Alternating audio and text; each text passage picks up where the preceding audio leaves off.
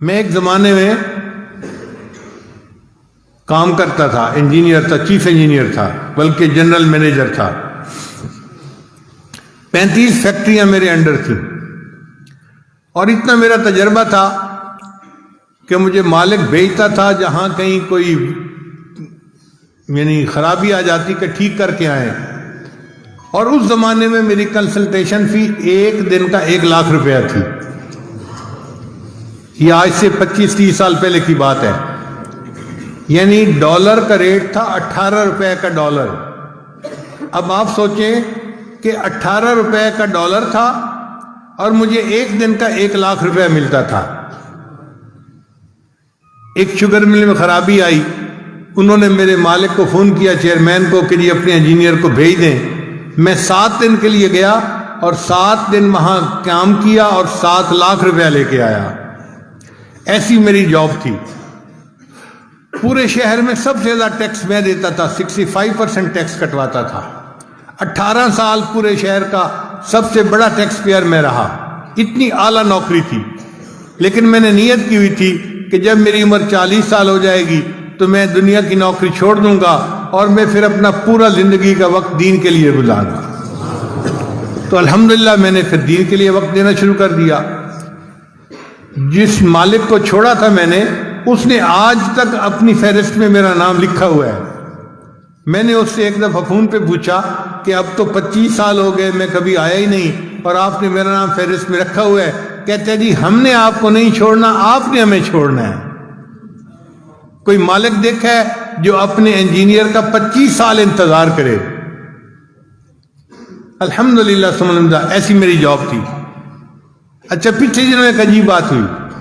ایک میرا پرانا دوست جو تھا خلی، وہ ملنے کے لیے آ گیا۔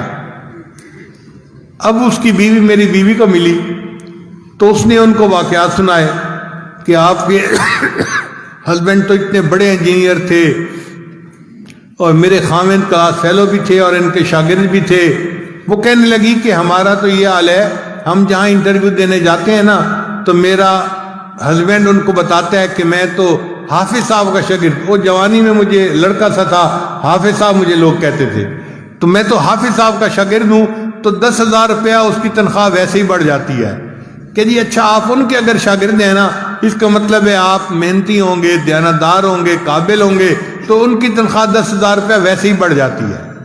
اس نے عجیب و غریب باتیں سنائی کہ آپ کے خاوند کی تو اتنی اچھی جاب تھی، یہ تھی، وہ تھی، اتنا اس زمانے میں یہ کماتے تھے، ایک مہینے ایک دن کا 1 لاکھ، تو اگر آج ان کی جاب ہوتی تو پتہ نہیں تیرے خاوند تو کہاں ہوتے۔ خیر، عورتیں تھی، آپس میں باتیں کرتی رہیں۔ جب مہمان چلے گئے تو بیوی سے میری ملاقات ہوئی، تو بیویاں بیوی ہوتی ہیں، مجھ سے پوچھنے لگی کہ مجھے آج ڈیٹیل کا پتہ چلا، آپ نے مجھے کبھی بتائی نہیں کہ آپ کی اتنی اچھی جاب تھی اور آپ کو اتنا 1 مہینے کی تنخواہ ملتی تھی۔ تو میں نے کہا کہ کیا اللہ نے اب مجھے کاریں بہاریں نہیں دی ہوئی؟ کہنے لگی ہاں دیا ہوا تو اللہ نے سب کچھ ہے۔ میں نے کہا پھر پریشانی کس بات کی؟ کہنے لگا بس میں یہ سوچ رہی ہوں کہ آپ کی جاب اگر اتنی اچھی تھی تو آپ کے دل میں کبھی نہیں آیا کہ میں جاب کر لیتا؟ میں نے کہا کہ 30 سال کے عرصے میں 1 سیکنڈ کے لیے بھی میرے دل میں کبھی یہ تمنا نہیں آئی کہ کاش میری جاب ہوتی۔ تو پھر وہ ذرا میرے اور قریب ہو گئی اور میرا ہاتھ پکڑ کے کہنے لگی آپ مجھے سچ سچ بتائیں نا، کبھی خیال ہی نہیں آیا؟ میں نے کہا واقعی میرے دل میں کبھی خیال نہیں آیا۔ کہنے لگی کیوں خیال نہیں آیا؟ میں نے کہا سچ بتاؤں کہ مجھے بڑے کی نوکری کر کے ایسا مزہ آ گیا ہے، اب چھوٹوں کی نوکری کرنے کو دل ہی نہیں چاہتا۔